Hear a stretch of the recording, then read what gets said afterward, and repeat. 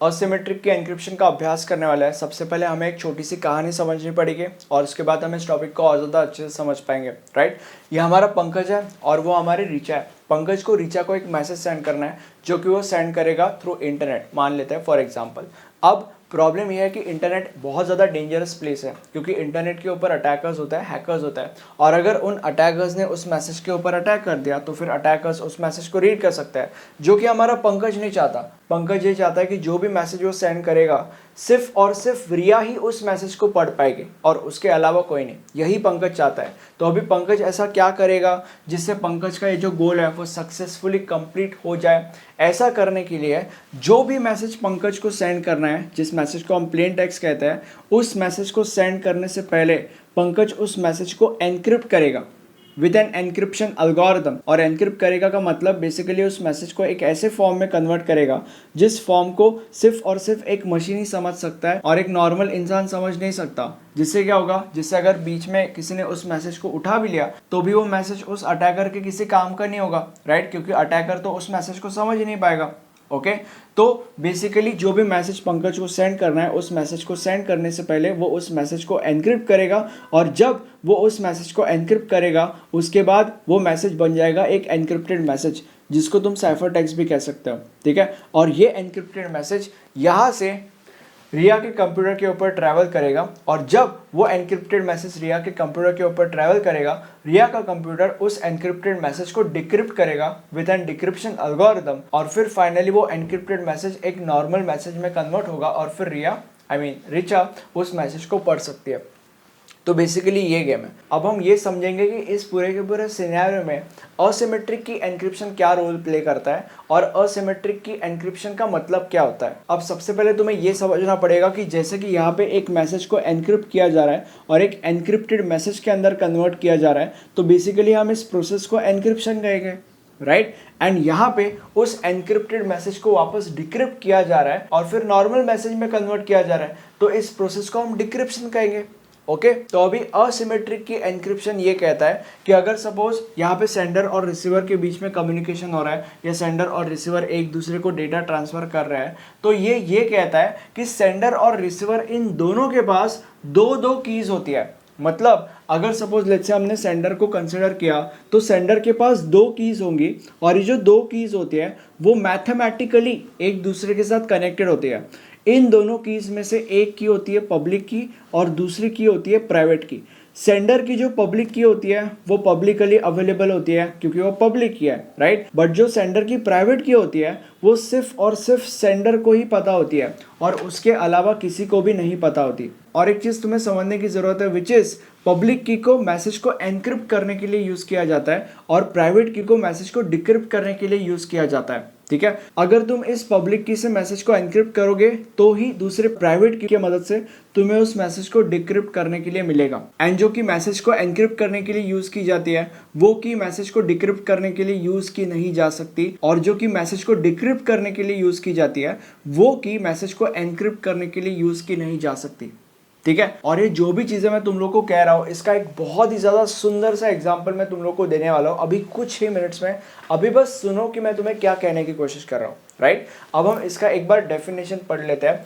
In asymmetric key encryption there are two keys that are mathematically related. अभी हमने वही समझा, if one used for encryption then only the other key can be used for decryption. मतलब अगर एक की हम एनक्रिप्शन करने के लिए यूज कर रहे हैं तो ही हम दूसरी की डिक्रिप्शन करने के लिए यूज की कर सकते हैं। अब हम एक बहुत अच्छा एग्जाम्पल देखेंगे जिससे आपको सारी की सारी चीजें समझ में आ जाएगी। देखो, मान लेते हैं कि पंकज को ना एक ईमेल रिया को सेंड करना है, राइट।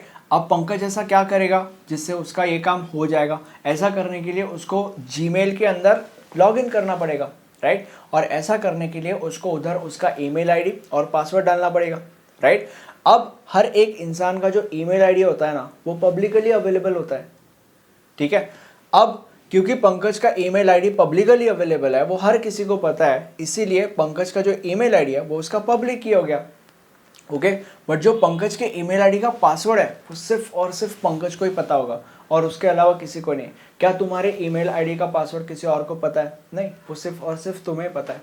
और इसीलिए पंकज के ईमेल आईडी का जो पासवर्ड है, क्योंकि वो सिर्फ और सिर्फ उसे ही पता है, इसलिए वो पासवर्ड पंकज का एक प्राइवेट की हो गया। ठीक है। तो पंकज का ईमेल आईडी उसका पब्लिक किया और पंकज का जो पासवर्ड है वो उसका प्राइवेट किया।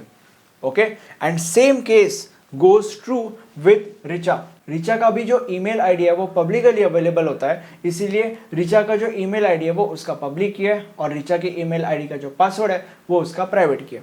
ओके, अब हम कहानी शुरू करते हैं। देखो, अभी पंकज को रिया को एक मेल सेंड करना है या बेसिकली ईमेल सेंड करना है, जो भी।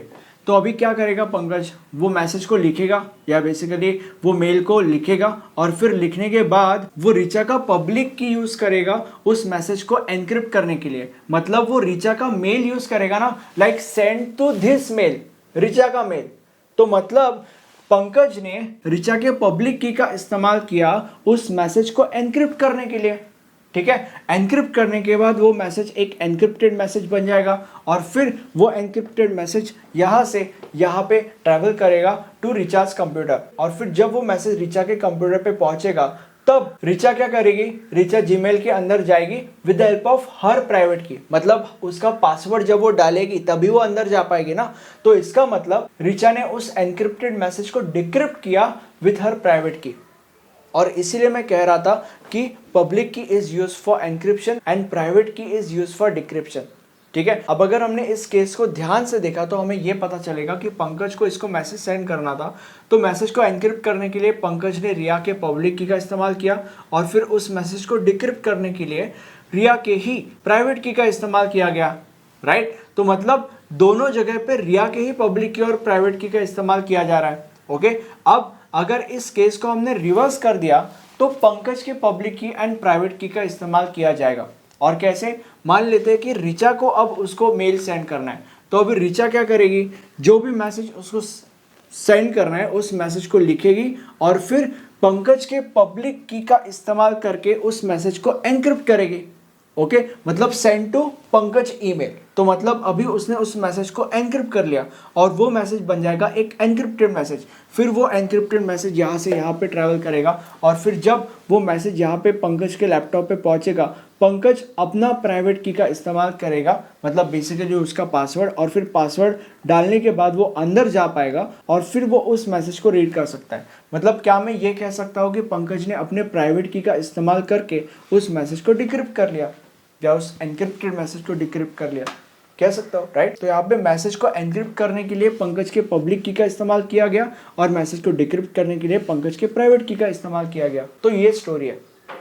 ठीक है, अब असिमेट्रिक की एनक्रिप्शन के दो एडवांटेजेस है और दो डिसएडवांटेजेस। सबसे पहले एडवांटेजेस के ऊपर जंप करते हैं। इसका सबसे बड़ा और सबसे पहला एडवांटेज ये है कि इसके अंदर there are less number of keys to manage. और मैं किस चीज़ की बात कर रहा हूँ, अगर सपोज हमने सिमेट्रिक की एनक्रिप्शन की बात की तो वहाँ पे अगर 100 लोगों को एक दूसरे के साथ कम्युनिकेट करना है या 100 लोगों को अगर एक दूसरे को डेटा ट्रांसफ़र करना है तो ऐसा करने के लिए 4950 कीज का इस्तेमाल किया जाएगा, या ऐसा करने के लिए 4950 कीज लगेगी।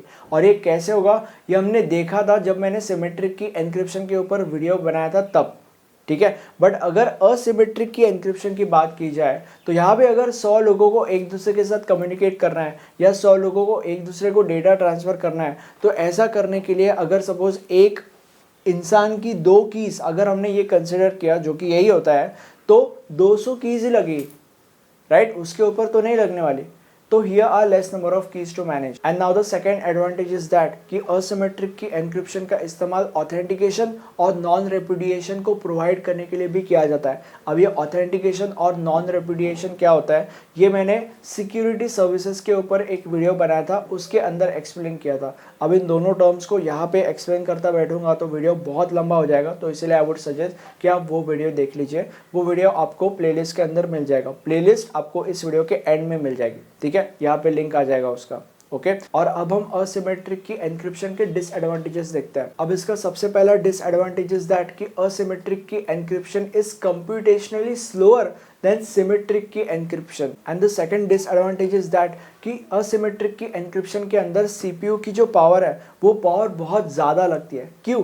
क्योंकि जैसे कि मैंने तुम लोग को स्टार्टिंग में ही बोला था कि ये जो 2 कीज़ होती है वो मैथमेटिकली एक दूसरे के साथ कनेक्टेड होती है। तो ये जो इन दोनों कीज़ के बीच में का मैथमेटिकल कनेक्शन होता है, ये कनेक्शन बहुत ही ज़्यादा कॉम्प्लेक्स होता है और इसीलिए सीपीयू की पावर बहुत ज़्यादा लगती है। और अब आरएसए, डिफी-हेल्मल और अलगमल ये 3 ऐसे एल्गोरिदम्स हैं जो असिमेट्रिक की एन्क्रिप्शन का इस्तेमाल करते हैं। और मुझे अब कमेंट सेक्शन में सच सच बताओ कि आपको वीडियो कैसा लगा। ये हमारा प्लेलिस्ट है, इस प्लेलिस्ट में आपको इस सब्जेक्ट के सारे वीडियोस मिल जाएंगे। Thank you so much.